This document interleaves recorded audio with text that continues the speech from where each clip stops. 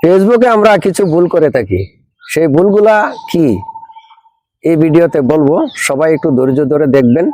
ভিডিওটা দেখে যদি ভালো লাগে শেয়ার করে অন্যর কাছে পৌঁছে দিবেন, সবাই যেন ভিডিওটা দেখে সবারই উপকৃত হয়। 1 নম্বরে ভুল হলো আমরা ভিডিও ধাক্কাধাক্কি করি। আমার ভিডিও যদি আপনি ধাক্কা দেন আপনিও সফল হতে পারবেন না, আপনার ভিডিও যদি আমি ধাক্কা দিই আপনিও সফল হতে পারবেন না। তাই আমরা সবাই কারো ভিডিও ধাক্কাধাক্কি করব না, সবাইকে ভালোবাসা দিব, সবাইকে নিয়ে এগিয়ে যাব। এই হলো 1 নম্বর। 2 নম্বর অপশন হলো যারা ফেসবুকে ফলো দিয়ে আনফলো করেন তাদের উদ্দেশ্যে কিছু কথা বলি।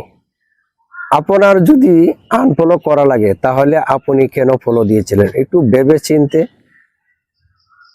বুঝে শুনে তারপরে আপনি ফলো দিবেন। ফলো দিয়ে কখনোই আনফলো করবেন না। যদি আপনি ফলো দিয়ে আনফলো করেন ফেসবুক থেকে আপনি সফলতার আশা তো করতে পারবেনই না, কখনোই আপনাকে ফেসবুক কন্টেন্ট মনিটাইজেশন দিবে না। এই হলো 2 নম্বর। 3 নম্বর হলো আমি অনেকেরই দেখেছি লাইক করে চলে গেছে, লাইক আছে ভিউ নাই। তাহলে আপনি যে লাইক করলেন, আপনি ভিডিও না দেখে যদি লাইক করেন তাহলে আমার কোনো উপকার নেই, আমার কোনো লাভ হবে না। আপনি যে লাইকটা করলেন এতে আমার কোনো উপকারে আসবে না। আপনি যদি আমার ভিডিওটা দেখতেন, দেখে তারপরে একটি মন্তব্য করতেন, এতে করে আমার লাভ আছে। তাই সবাইকে বলবো ভিডিও না দেখে লাইক কমেন্ট কখনোই করবেন না। এটা আপনাদের কাছে আমার অনুরোধ রইল। সবাই ভিডিওটা দেখবেন, তারপরে সুন্দর করে একটি গঠনমূলক কমেন্ট করবেন। এই গেল 3 নাম্বার। 4 নাম্বার যা হলো আমরা ফলোয়ারের পিছনে দৌড়াই। ফলোয়ারের পিছনে দৌড়াইলে লাভ কি? আপনার কন্টেন্ট ভালো করুন, আপনার কন্টেন্টের কোয়ালিটি ভালো করুন। অবশ্যই আপনার কন্টেন্ট যদি ভালো হয় এখান থেকে ঝড়ের গতিতে ফলোয়ার চলে আসবে।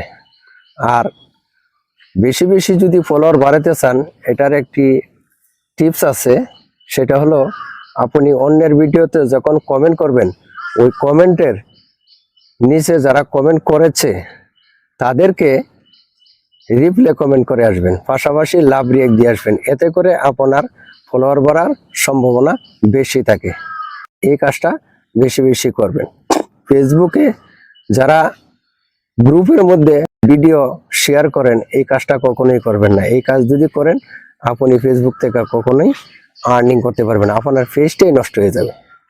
তাই নিজের ভিডিও কখনোই নিজে দেখবেন না।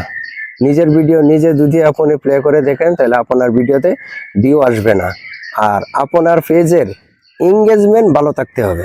রিচ এঙ্গেজমেন্ট যদি ভালো থাকে এখান থেকে আপনার ভিউ আসার সম্ভাবনা বেশি থাকে। আপনার রিচ এঙ্গেজমেন্ট ভালো না থাকলে কখনোই এখান থেকে আপনি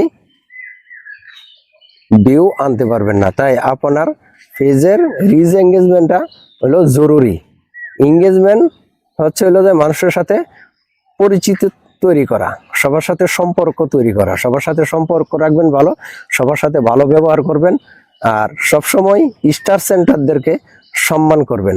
তারা এই ফেসবুক প্ল্যাটফর্মে সর্বোচ্চ সম্মানী ব্যক্তি, কারণ তারা সবসময় নিজের টাকা খরচ করে, নিজের পকেটে টাকা খরচ করে আপনাকে